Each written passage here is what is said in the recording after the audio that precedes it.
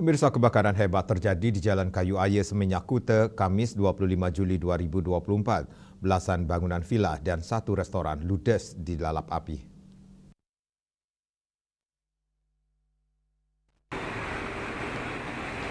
Kasihumas Polresta Denpasar AKP Ketut Sukadi menjelaskan dari keterangan Ketut Warte 43 tahun, security villa itu pukul 21.30 WITA pada saat ia akan kontrol ke belakang untuk melaksanakan checking. Melihat ada api di lantai 2 villa nomor 9. Warte berusaha memadamkan api dengan selang air namun tidak terjangkau.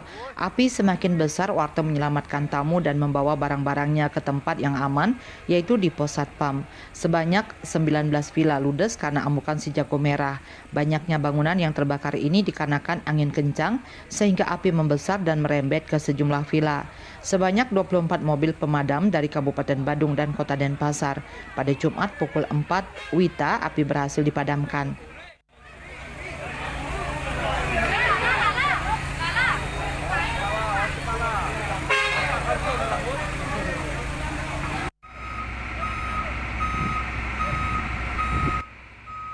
Kertanegara Bali Pos melaporkan.